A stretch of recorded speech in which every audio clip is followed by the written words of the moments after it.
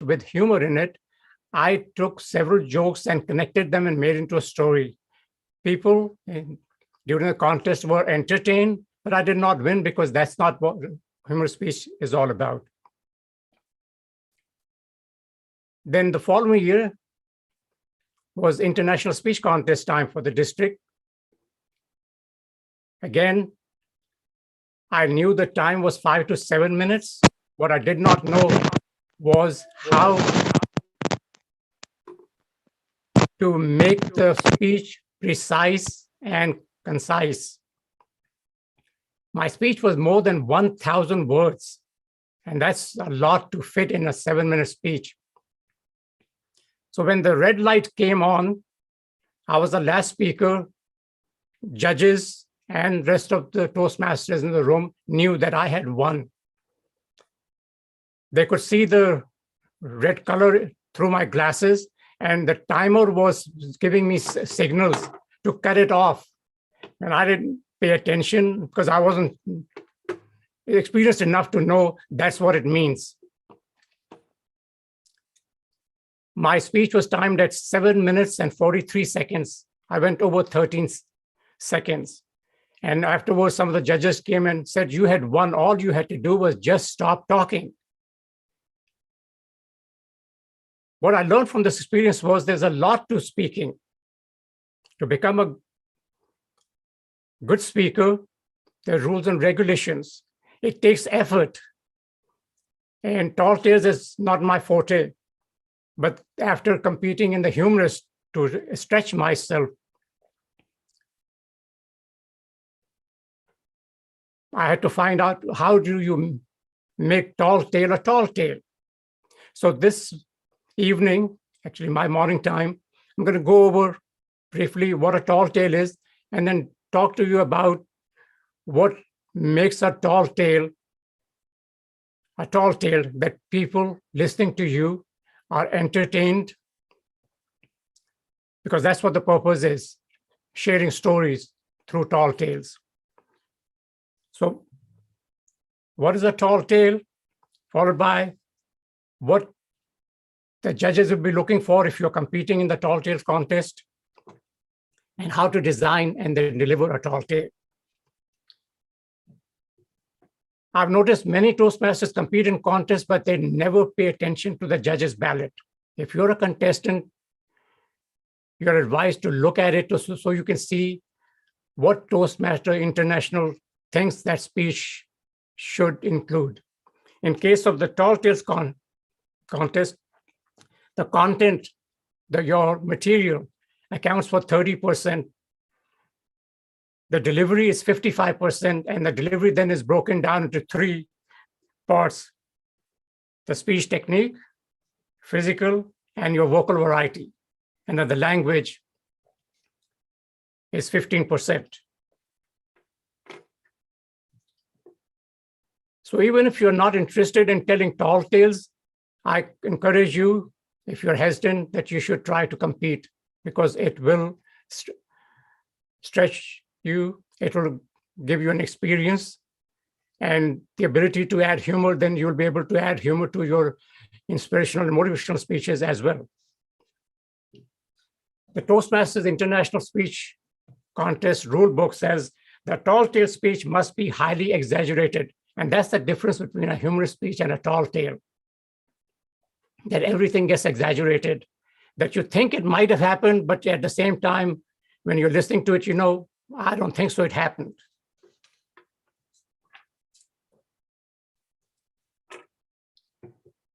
In a tall tale, there's a story, and within that story, there are several characters. It could be 1 character, 2, 3, depending on your story. In addition to the character, there's a setting. So a tall tale is very simple. TTM Sarfraz? Yes. We cannot see you. Did you turn off your video? Sometimes. Or yes, now it's perfect. Okay. Sorry about that.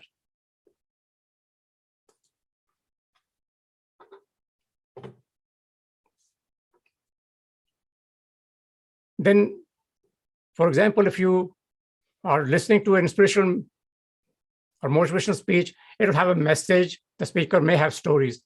But in case of a tall tale, there is a curve, a twist. Just like a movie, you have a hero, then something goes wrong, and the hero is tasked to resolve that issue. Same thing happens within your tall tale speech, that someone has to resolve that problem or issue. The components of a tall tale then briefly can be summed into 3 items. You tell a story, you uncover humor, and you exaggerate. Now, some people, when they're preparing a tall tale, they start writing a tall tale. My personal preference is you do not write a tall tale or prepare a tall tale at first. You just simply write your speech, what your story is about, what events took place, where did the story take place. Once you have prepared a story, then you go back and look at places where you can add humor or uncover humor. And can I change a word that would make audience laugh? And then once you have added humor, then you go back again, and this time you look at places where you can exaggerate things. And in a few moments from now, we'll discuss how do you go about exaggerating what happens, the action that happens in your Toastmaster. So telling a story, which could be a story, whether you're telling it in a speech contest, international speech contest, or a humorous speech contest, or a tall tale. You have a setting, the place it took place, describe, you're painting a picture, where did it take place? And if there's a characters, you describe the characters so people listening to your story have an idea. You're making them see those characters just like a person watching the movie. Handsome, or if there's a prince in your story, usually you'll be a charming prince. If there's a villain, usually a villain will be wearing dark clothes, may have a scar on their face. And then there's a conflict or a drama within that speech.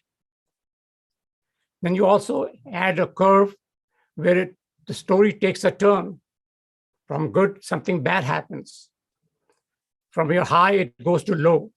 And then you have to bring it back to raise the level of the story. Dialogue. In a regular speech, we don't use dialogues. Most of the time, I've heard speakers say, he said, she said, my father said, my mother said, I replied to him. But just like a movie, in a tall tale, you want to use a dialogue. Instead of saying he said, you will actually say it. You become the voice for that character. So your voice will change depending on the characters, number of characters that you have. A mother, for example, a father, son, daughter, a friend, and your voice tone will remain the same for each character. I mean, not the same for all the characters, but if you are talking about father, he should be speaking in the same tone all the time, unless there's a reason to change.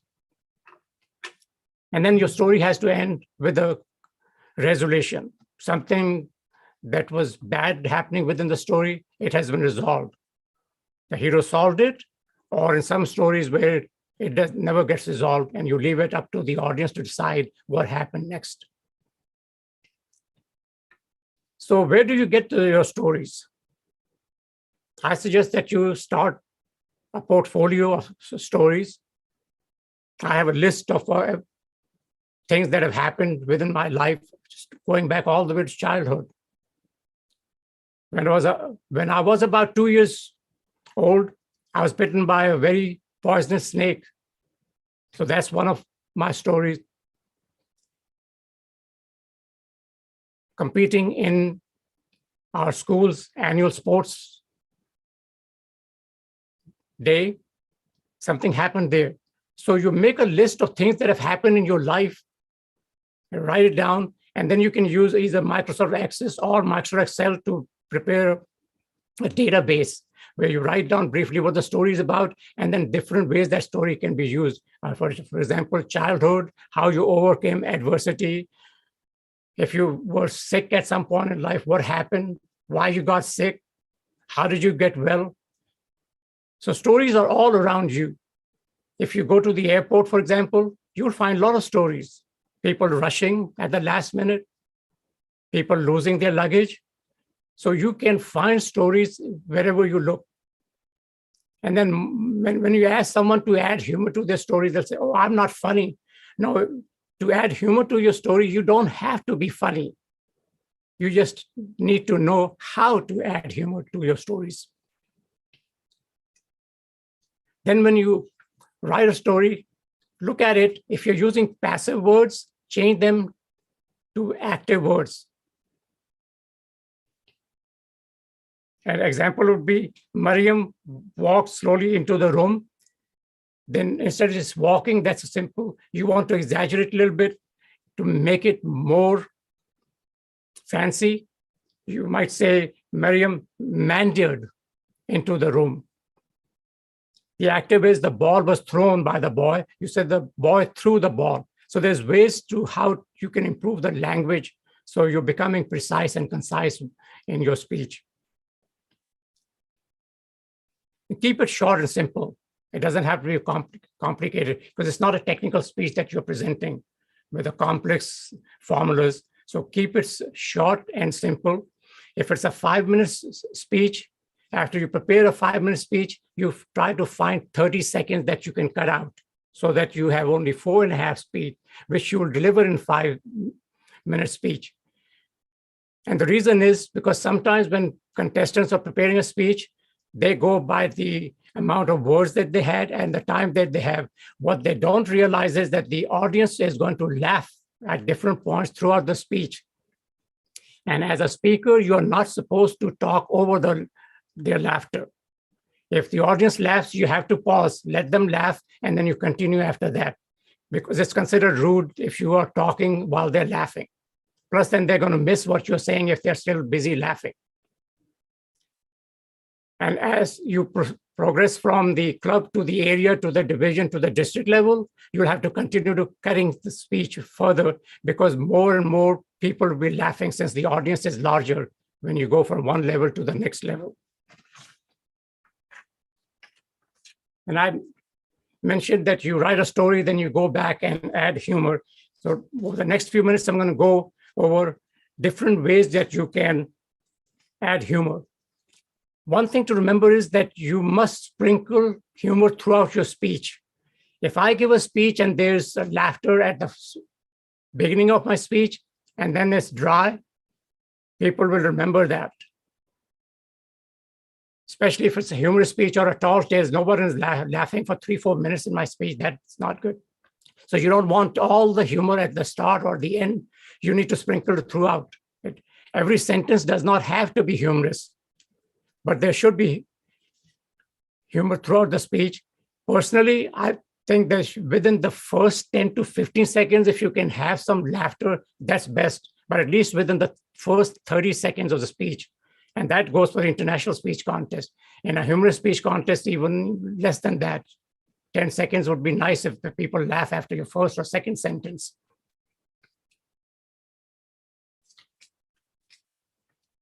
And to give you an example, one is where you get a laughter just because you say something that people can relate to. The speech that Toastmaster Latif posted, that's just the first story or out of 3 stories from the speech. But that portion of the video does not show the opening.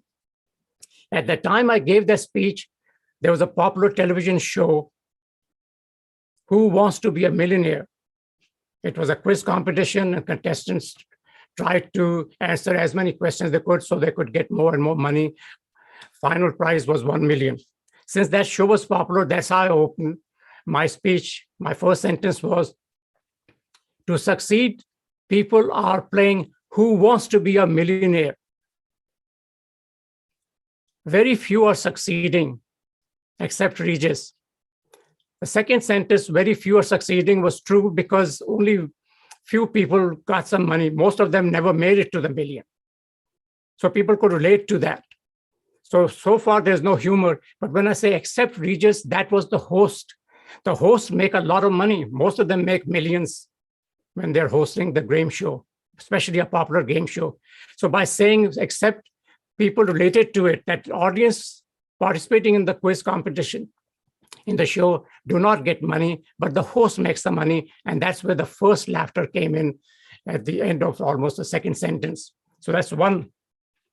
Now, if you use some things that people can relate to, for example, a game show, in my case, when I give that speech in the future, I cannot use it again. And the reason is the show was popular at the time, people thought it's funny. But 7 years after that, it's not funny anymore. So the time came when I had to give that speech again. I modified the speech and took the game show out and put in a game show that was popular at that time. That game show was called Deal or No Deal. This was not a quiz competition. This was a show where the host had 26 fashion models. Each fashion model, a young woman, carried a briefcase. Inside the briefcase was a number, $100, $200, 500,000, 10,000, 50,000, 100,000, 200,000, 500,000, and million. The contestant was asked to pick the number of cases. For example, 5 cases, the person said, okay, I want case number 5, I want case number 7. They opened it. The intention was that you want to pick the lowest number possible and not go for the high numbers. The more numbers that were left, especially the high ones, the bank, the producer of the show would offer you money. If you knocked out $1 million, if you asked for a case and they'd had $1 million, now the $1 million was gone out of the show. So the banker would offer you less money. In this case, compared to the Who Wants to Be a Millionaire, the people didn't have to have any knowledge or skills. In a quiz competition, you have to know something. You have to know about movies, books, history, geography, countries, capitals. In this case, all you're doing is asking for case numbers, and it's your luck. If you're lucky, you'll get cases that give you money at the end of the show. So in this case, when I open my speech, I ask the audience, have you seen NBC's Deal or No Deal? And I raise my hand. If you want the audience to raise your hand when you ask a question, then you raise your hand, so the audience will raise. If you're just asking a question and you want to respond to it on your own without the audience's involvement, then you don't raise your hand. So after the first sentence, assuming that a lot of people have seen it, in this case, they did raise a hand, I went on to say, then you know it's a show that requires absolutely no brains. And this was something people that knew the show knew, that there is no brains requirement. It's just luck. And that's when people laughed for about 10 seconds. So that's one way to include humor, something people know. And the way you say it can make a difference, making the people laugh. I said that personally, I prefer that the humor comes at the very start of the speech, because once people laugh within the first few seconds of speech, they are tuned in, meaning that they do not want to miss something that you have to say, because they say, hey, I want to listen to the speaker. But once again, if you're using events in your speech, you want to make sure they're current events that people can relate to. For example, Toastmaster Ali Asher mentioned that he was not even born when I became a Toastmaster. So if I use an example from 1960, for example, he's not going to be able to understand what I'm talking about it. So also, depending on the audience, you have to pay attention who your audience is, what they are familiar with when you mentioning the humor. Now, you may have experienced in your life, I've experienced many times when I said something during my speech, I was expecting the audience to laugh. The audience did not laugh, which is fine. You just keep on going. Don't let it bother you. And there's also times in my speech, for example, in that video from my speech contest, there's a sentence where I said he brought home a catalog from Sears. Sears is not an expensive store. It would be like a kurta corner. And few people laughed.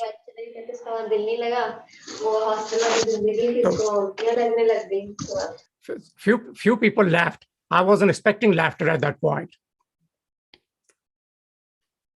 And if you have read what the Toastmaster Latif, the comments with that video, he says how I ended.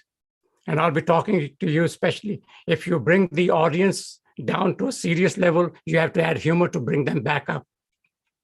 So that's one way, is to adding something in your speech that people can relate to, they laugh. Another is I give a speech on the airport security check during the past year since 9/11. We have been going through airport security check at all airports. Sometimes, a person goes through the checkpoint and they pull them out for random inspection. It happened to me sometimes when I went through, I passed the security and I was about to get my bag. Oh, you have been selected for random selection, in which case they wanted to open my carry-on and go through the items. So I gave a speech on the security. It was supposed to be a humorous speech. And in the speech, I said, the last 7 times I went through the airport security checkpoint, I was randomly selected 8 times. And that laughed, because if I'm going through the checkpoint 7 times, they can only check me 7 times. But I said they selected me randomly 8 times. And now people are wondering why 8 times and not 7 times. And that's what made the audience laugh. And then I went on to explain what had happened. Another way to add humor is by gesture, not the words that you're saying, but how you say it and the gestures. To give you an example, in 1995, during the winning speech, world champion Mark Brown was talking about the children's movie, Beauty and the Beast. And he talked about the prince. He said, the prince was dark, tall, dark, and handsome. Now, Mark Brown is from Jamaica. He's tall, and he's also dark. So when he said the prince was tall, dark, and handsome, he paused, and then he said, I can relate to that. And people laughed, because he was tall and dark. By saying I can relate to it, he's telling the audience, I'm also handsome. And that's where the laughter came in. In one of my speeches, I was talking about marriages, arranged marriages. And I mentioned that some parents wanted their daughters to marry me, not because I am tall, dark, and handsome. As you can see, I am not tall. So I said the same 3, tall, dark, and handsome. I am dark, but I'm not tall. So I had held my hand way up high to let people know that I am not tall. People laughed because I was telling them I'm not tall, but at the same time, by saying I'm not tall, I didn't say that I'm not handsome. They assumed that I'm saying that I'm too dark and handsome, and that's where the laughter came in. So that's another way you add humor, through your words or through your gestures. Then another technique to add humor is the rule of 3s, where you say 3 things. The third item belongs in that group, but not really part of that group. To give you an example,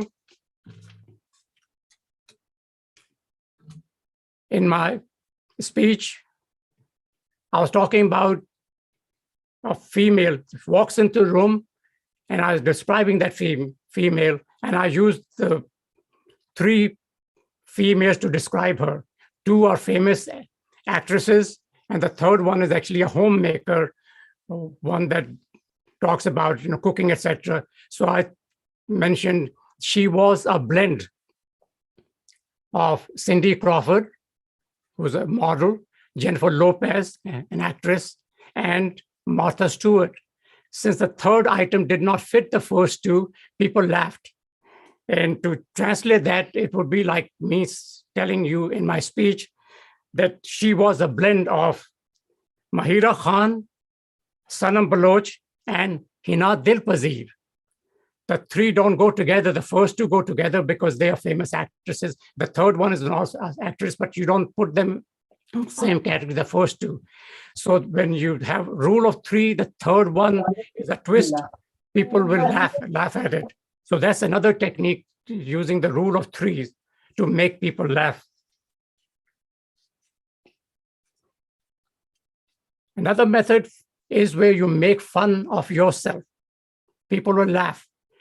It's not nice to make fun of other people because somebody in the audience may be offended. A long time ago, I was giving a training session and I mentioned unwed mothers as an example to something that I was talking about.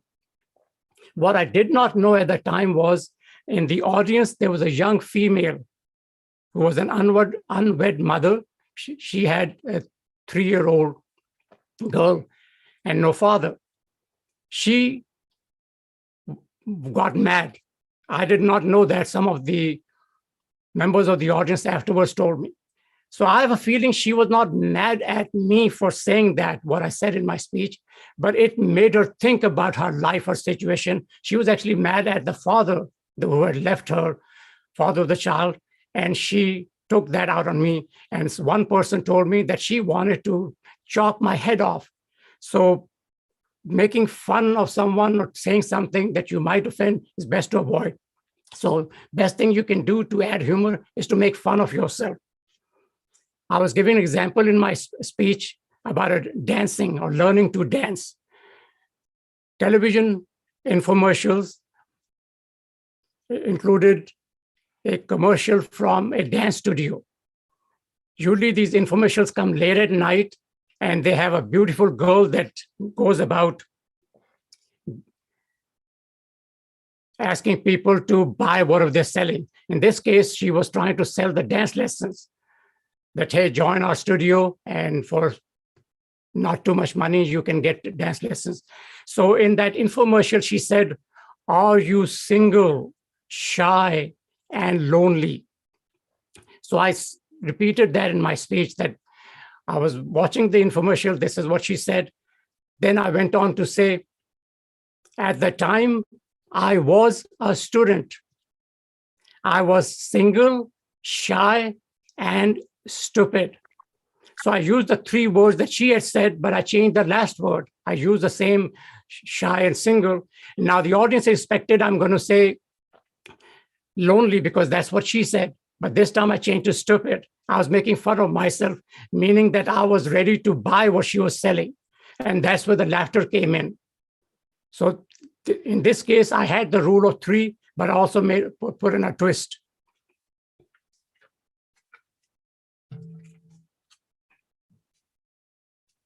Another time, I use a different technique of using the 3s. In my speech, I was describing the high school graduation of our daughter. I used word picture to describe what was going on, something that the audience could relate to. So as I mentioned, when our daughter was introduced and she walked on the stage, I said, I ran towards the stage in a state of euphoria with a Minolta camera in one hand and a Sony camcorder in the other. It was a Kodak moment. People laughed because they could relate to. A lot of parents, when their kids are on stage, will have a camera and also video cameras because they don't want to miss that. So that's where the laughter came in. Then there was a pause, and then I say it was a Kodak moment, and that's from the Kodak company's commercials. And that Kodak comment made the audience even laugh more. So these are some of the different ways I have used humor in my personal stories, humorous speeches, or international speech contest stories. So you can use whatever works best for you, what you are comfortable in delivering. Once again, I would like to stress, before the punch word or the punchline, you need to pause. Because when you pause and there's silence in the room, audience stops doing whatever they're doing. They're looking at you. waiting to hear the next word, and that's when you deliver your punch word or the punch line, and it will have a greater impact.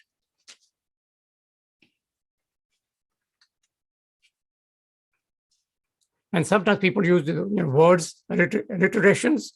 For example, pursue your purpose with passion, or sweet birds were singing. So those are some of the techniques that speakers can employ in adding humor or uncovering humor within the speech. I'm going to go back and say that don't try to do everything at first when you're preparing your speech, or prepare your speech as a simple story. Go back and find places to add humor, then go back to add exaggeration to your story.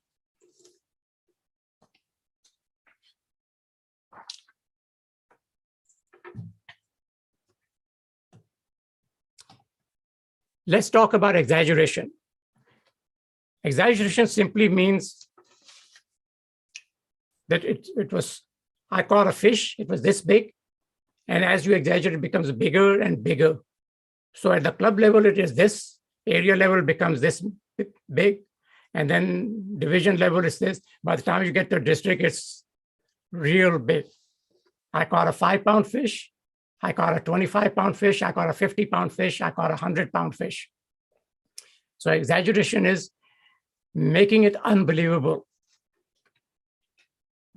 Another example is you're talking about a cat in a tree. You say, I saw a cat in a tree. The cat then changes from a cat to a lion cub. And then it changes, oh, it was not a lion cub. It was a large tiger. Then the tiger changes to a liger, a blend of tiger and lion. Then you could exaggerate to, oh, it was a liger, a tiger and a lion, and half human. So you're exaggerating as you go along. The more you can exaggerate, the more entertaining your tall tale is going to be. For example, another example would be a cottage. It was a cottage. No, it was not a cottage. It was a house, not a house. It was a mansion, not a mansion. It was a castle. So it gets bigger, bigger, and bigger. Another way to exaggerate is to use irony. For example, the river was overflowing that night so much that even the fish drowned, because you don't expect the fish to drown, and that's where the humor will come in. Or if you mention in your speech, the fire station burned down. Fire station people are expected to put out fires. In this case, you're saying that it burned down. That's where the funny will come in. Or telling the people, the police station got robbed.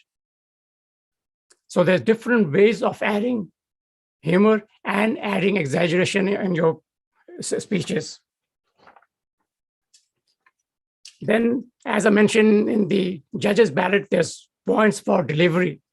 You may have a good speech with humor and exaggeration, but if it is not delivered well, it's not going to have that full impact. So vocal variety. You hear this a lot in every speech, whether it's humorous, serious, you have to have vocal variety. But especially in a tall tale, you must have vocal variety. Your voice should need to go up.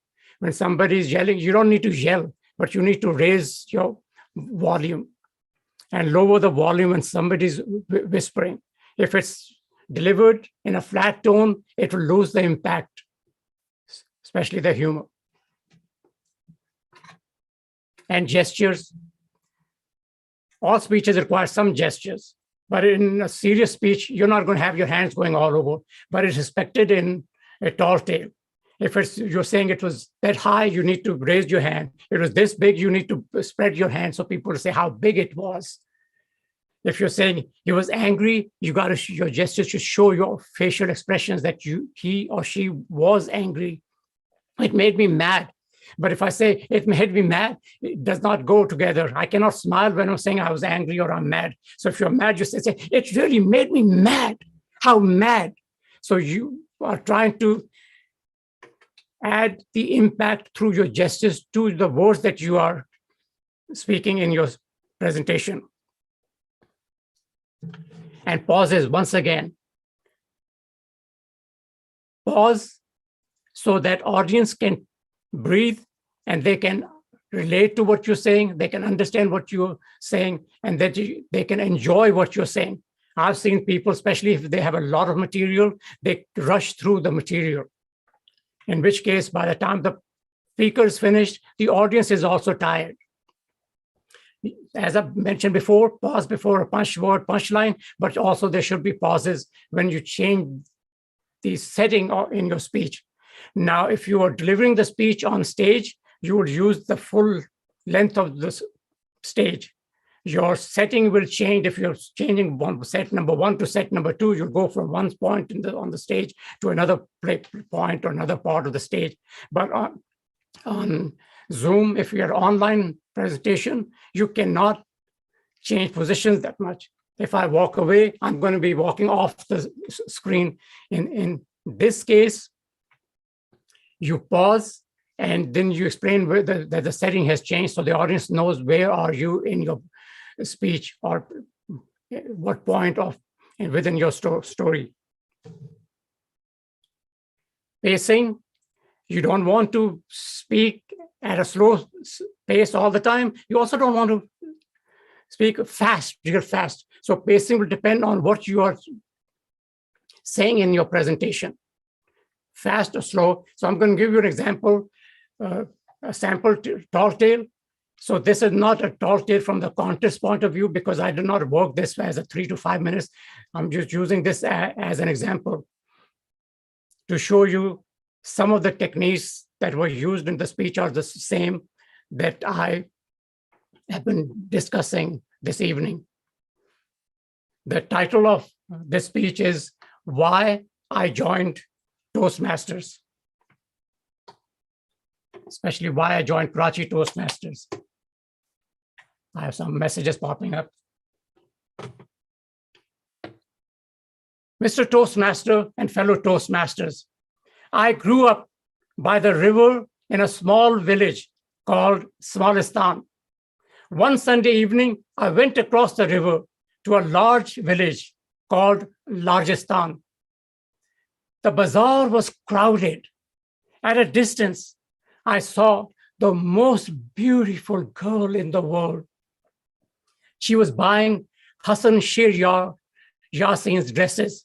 I couldn't wait to meet her. I tried to shove my way through, but there were just too many people. I took out the trident gum from my mouth, split it into two, stuck it on the bottom of my Nike shoes, jumped up, sprang against the wall, pushed myself, and landed right next to the girl of my dreams. Actually, I fell flat on my face. With a flirtatious smile, he said, "That's how you meet every girl?"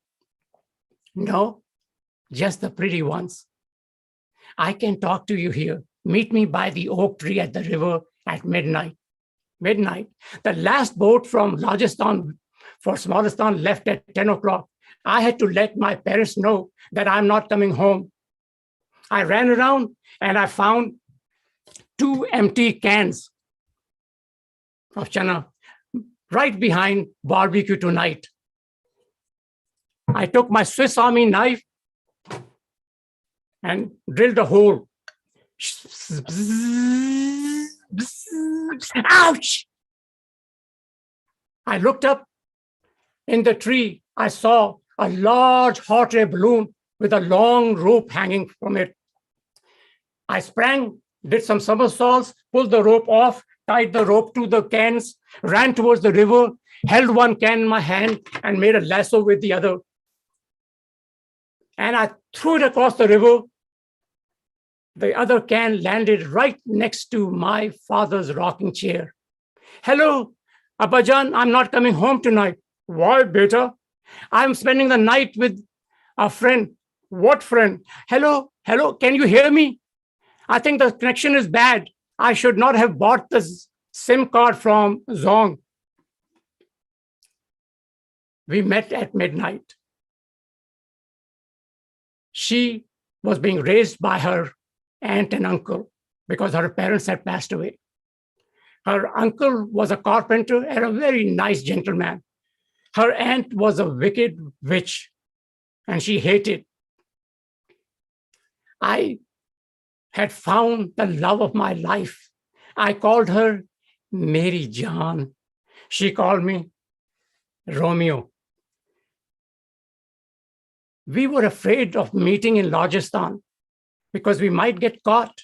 The punishment was 21 lashes, and I am allergic to pain. Mary Jaan talked to her uncle.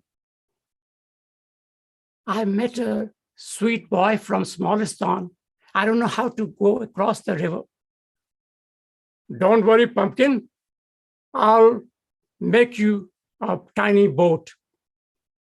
Mary Jaan would squeeze her size 0 into that boat, come across, where we would spend time talking the night away.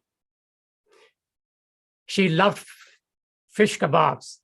I took my Swiss Army knife, tied it at the end of a tree branch, and I put on my night vision goggles. I found these goggles while I was hiking in the mountains of Tora Bora. The label said, property of United States Army, made in China.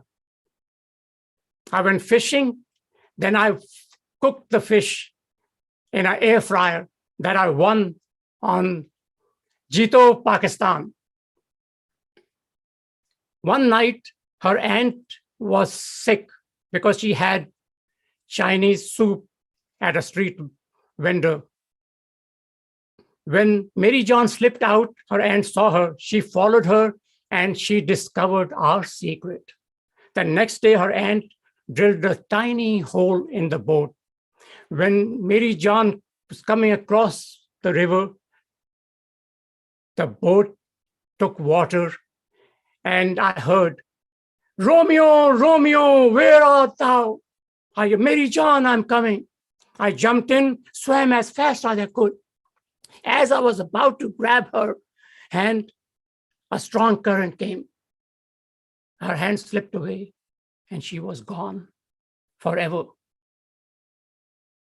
I was devastated. I had lost my love, my life, my future. Every night I walked by the river, whining and whimpering, moaning and groaning. One day, I ran across a Baba. He saw me and said, hey, what's the matter?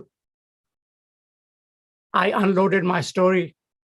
He said, go to Karachi, go to Beach Luxury Hotel. There you will find people who are willing to listen to your story. I left Smallistan, moved to Karachi, and joined a cult called Karachi Toastmasters. So in this speech, there's still room for exaggeration and other things. So I described the setting, that it was a river, smaller sound on one side, largest on the other side. Then I described the scene in the bazaar, too many people, so I couldn't get to her. The exaggeration comes in. You might have seen on television shows where some gum is stuck on a shoe and you try to pull it off, it keeps stretching. So I use that, and I use the word trident because that's one of the popular gums in Karachi. Nike shoes is the other item that people can relate to. Then jumping and getting next to her and making fun of myself, say, hey, actually, I did not land straight. I actually fell down. And then talking to her. One thing I left out here is that in my future speech, if I was going to give, then I can add to describe who she was. When I said I found the girl of my dream, I can say that she seemed as if she was a fashion model. She stepped right out of Akhbar-e-Khwatin and stepped into my heart. So you can describe further depending on the audience and the purpose of your speech. Then I shift from that scene. She says that I cannot talk to you now, which is obvious. In a village, people are not going to be happy to see two unmarried people chit-chatting. So I changed the scene. Now I have a problem. I have to let my parents go because the boat leaves at 10 o'clock. And midnight means I'm going to miss the boat, and my parents are going to be worried what happened. He went to the other side, never came back.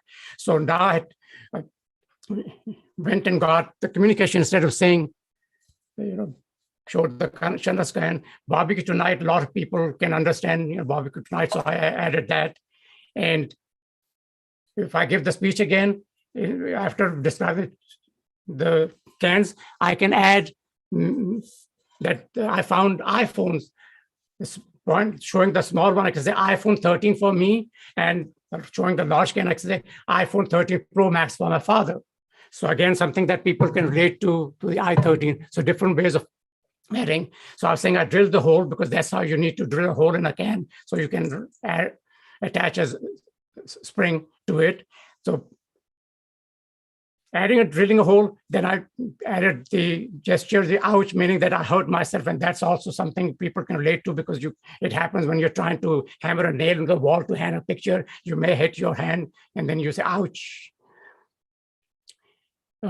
Then at first I said that I saw a kite in the tree. The kite slowly became a hot air balloon. Instead of a kite string, it became a rope. And then it said I threw across. Then people say, how is your father going to hear you? So I assumed that the door was open and the can landed right next to him. So those are the ways that I went about adding exaggeration to the story. Then I add two more characters. That she comes into my life, then also her aunt and uncle, setting the uncle to be a good person, the aunt to be a mean woman. Then the scene changes to the river, saying that she loved kebabs. So I had to now go fishing. So there's a dilemma here. How do I satisfy her love for fish kebabs? And so instead of saying I found a rod or something, so I just say you took a knife. Since I had already used a knife before to drill holes, people can know that I had the knife. So I tied to a string. Then I thought, well, in the middle of the night, how am I going to see fish? So I added the goggles, and then audience going to wonder, where did the goggles come from? So that's where I ended that I found them while I was hiking. And to make it funny, people know that in the Mount of Tora Bora, I'm sure a lot of equipment was left behind by United States military. So that's why I thought, hey, I can just say that it was their property.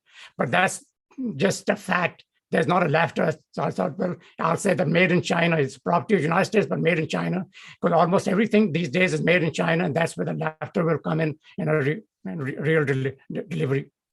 So these are some of the ways to add exaggeration.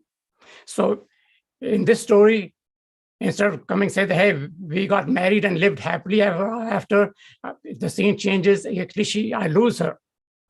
And then saying that, why did I join Karachi? So how did I go from that small village, smallest town, to Karachi? I made her that since I lost her, I was very sad, whining and whimpering and moaning and groaning. And I said, how do I transfer there? I brought in a Baba that he gave me the idea. And since this is for Karachi Toastmasters, you can relate to that the meeting takes place. Just go over there, and there are people to listen to stories, because in Toastmasters, we listen to each other. And so that's how the speech developed. So I'm going to open up for questions or comments, discussion. Just unmute yourself and raise your hand so I'll know who's.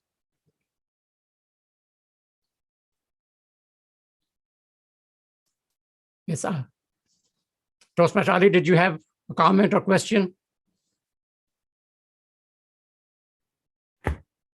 No, not right now. And I, being host, I would like to take questions from anyone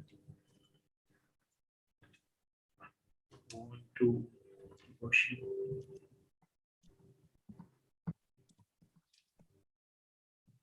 Indeed, this rightly said by Toastmaster Zadana that it is okay. Toastmaster Hina Azam Ali. Thank you so much, and thank you so much for the wonderful session. I learned today a lot, but I have only one question. That I heard that there is no need of conclusion in tall tale speeches. So also brief the main structure means should be speech have a specific structure, beginning, middle, and ending. So in tall tales, is it important to start with something and add? And one more thing, then in speeches we connect with our speech with the beginning. So is this important in tall tale as well? Thank you so much. Thank you. No, it's not important to connect it. Now, see, I never mentioned anything about Toastmasters in this speech until the end. And that's what the title. If I had a different title, I wouldn't mention Karachi. So I was saying why I joined. And the first time I gave this speech, this speech is somewhat different than the speech that I gave first time. It was to an American audience, so they wouldn't understand. So there was no, instead of saying that why I joined Karachi, it says why I joined Toastmasters in general. In that case, I transferred saying that the same thing happened. I said that I left Smallistan and moved to Texas and joined a cult called Toastmasters.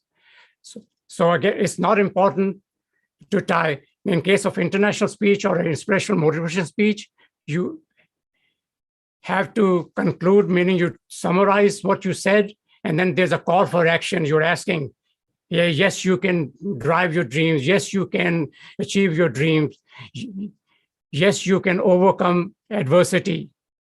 Yes, you can live your life with a purpose. So there's some mess. In a tall tale, there's no call for action, and you don't have to tie it back to the purpose of the story. You have to resolve the issue. What was the problem? So a problem in my example, how to get to that female, because there's too many people, and by the time I get to her where she is, she may be gone. So I had to solve that. Then the problem was, hey, I have to meet her midnight and the boat is gone by then. How do I let my parents know? Then the other problem was, hey, we cannot meet on the Rajasthan side. She has to come to the other side. And how does she cross that? Now, sometimes people wonder, why didn't we walk across, which I didn't add in speech. If I wanted to show the reason, I can then add a sentence says that back then, NED Engineering University professors and students had not invented the suspension bridge. So then people know, hey, why? That's the reason why we couldn't walk across the bridge. We had to take a boat.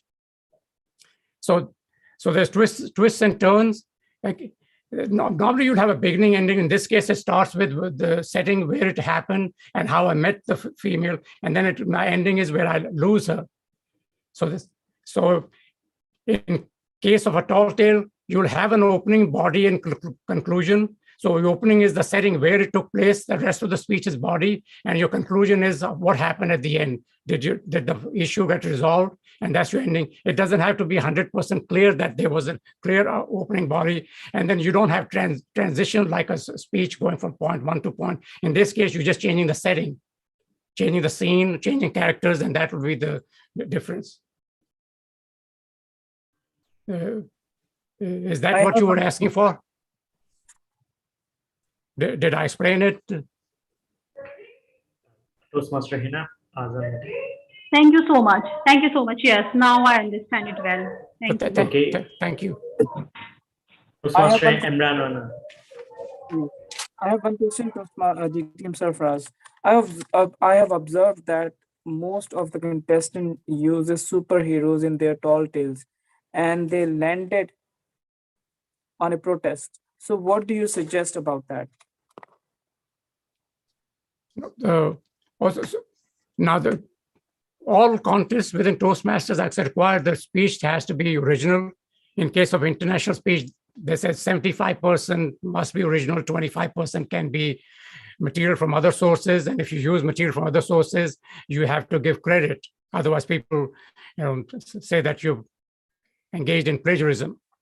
So in a tall tale, the best is as I mentioned, a lot of things have happened around you. The best thing to do is to find a story in your life, and then you add humor and exaggerate and make it a present. Like this one, this really didn't happen, but I did live for a few years in a village before moving to Karachi, where I was raised. So I just used that, and then I've heard while growing up, I heard a lot of romantic stories.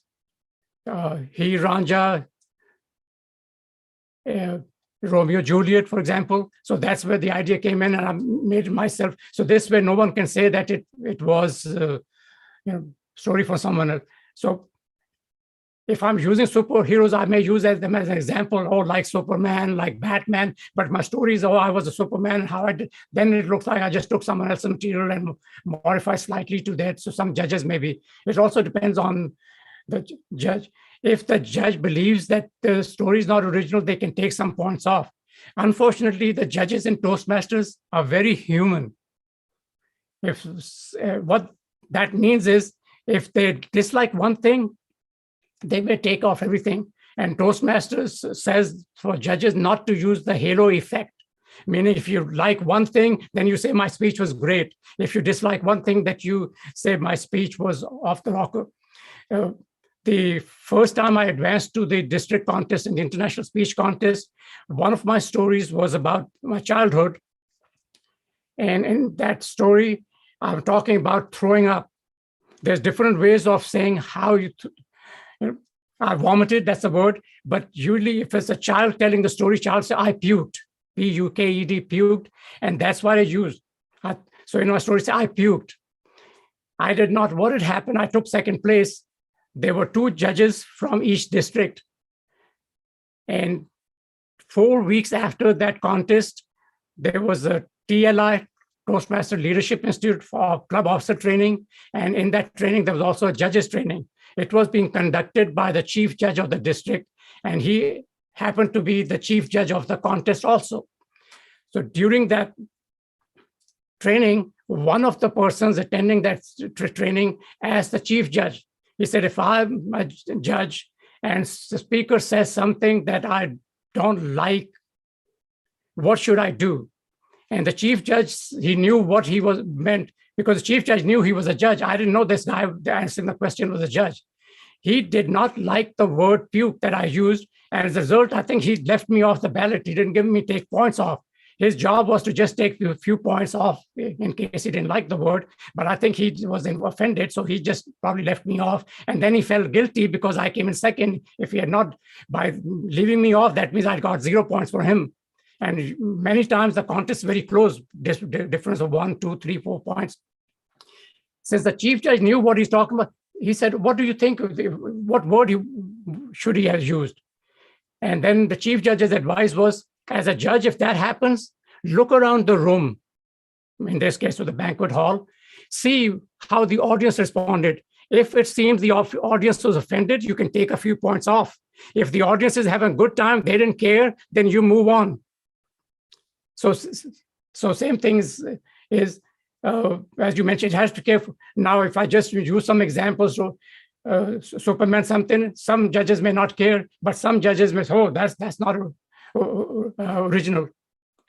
And again, I mentioned judges being human, because in one speech contest, I won the district contest, and it was few months after my mother had passed away. So after the contest, last speaker, before the results were announced, we all got on the stage, and the Toastmaster of the contest interviewed each person, and you asked them your background and also some questions. And I don't remember what the questions, some were along the line. I mentioned that my mother had passed away. Then for the semifinals, I had to prepare a new speech. In that speech, actually, towards the ending, I had included my mother in there. So later on, I guess after that contest was over, I did not win that semifinal. In the elevator, some of the people from my district were in the elevator. One of the past international president, who happened to be a ballot counter for that contest, was also, and he was telling someone, hey, he used the same material. So in the semifinals, your speech has to be different.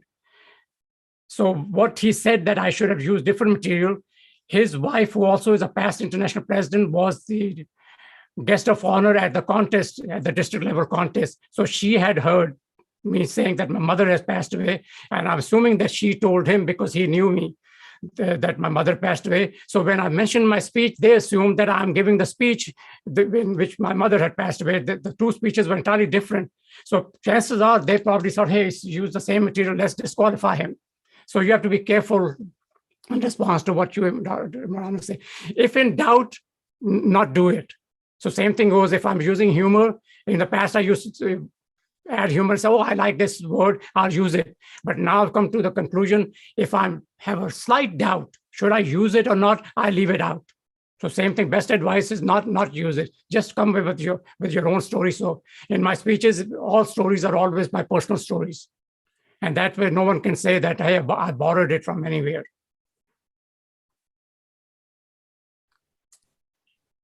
Thank you so much, Toastmaster Sarfraz, for your detailed answer. Any other question from anyone of our participants?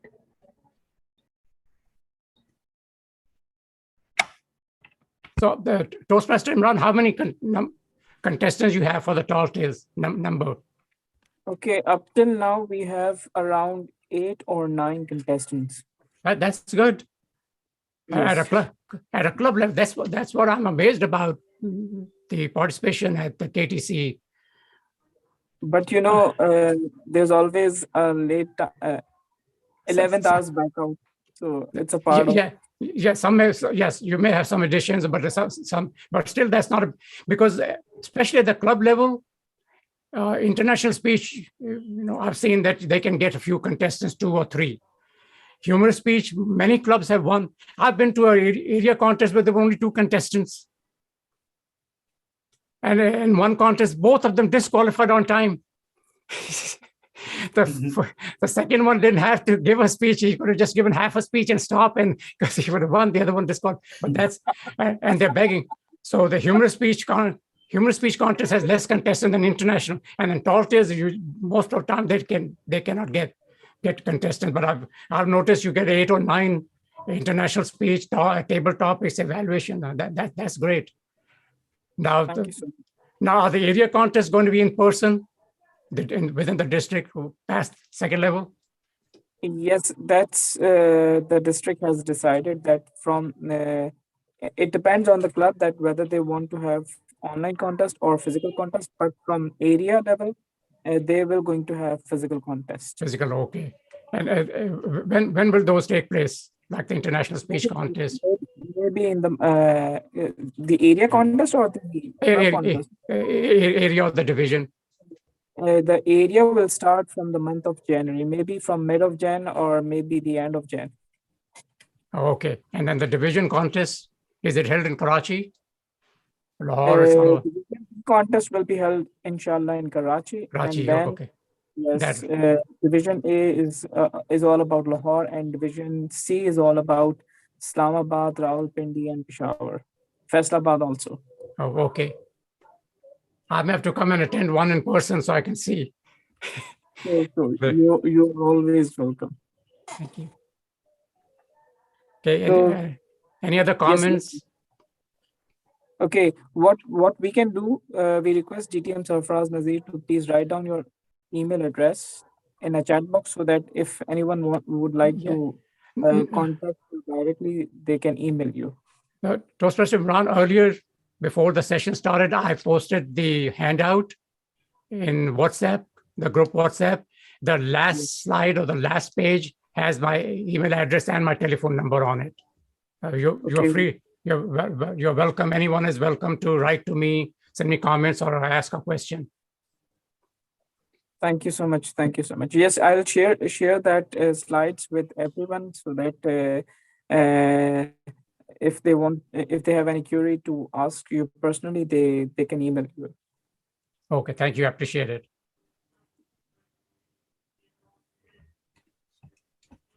So Ali Ashar, would you like to conclude the session? Okay. If there are no question answers. I guess as we don't have any questions, so it's time to adjourn the meeting. But before that, I would thankful to TTM Sarfraz for his amazing session, and I have learned a lot throughout his speech, to the pacing, how to create stories, how to use humor. Umar some very great techniques. So I am really, really thankful to Ritiam Sarfraz for his wonderful session, and indeed he is a mentor for all of us. So, and with that, the best of luck to all the participants who are going to compete in the club level, area level, and then division and district. So that's all from my side, and the meeting is Thank, adjourned. thank you for this cup once again. So Thank you. so over to you, Toastmaster Imran Rana, if you want to say anything. Thank you. Yes, thank you so much once again, and sincere gratitude, DTM Sarfraz Nazir, for conducting such an amazing Thank you. and what we say, very thoughtful session. And you mentioned some amazing points, and I'm sure all the contestants will going to use those valuable points. So everyone, it's time to say goodbye. Have a wonderful night and dinner. So the meeting is adjourned. Thank you so much. Thank you, TM Sarfraz, TM, all of you. Thank you. Thank you so much. Assalamu alaikum. Yes, Assalam.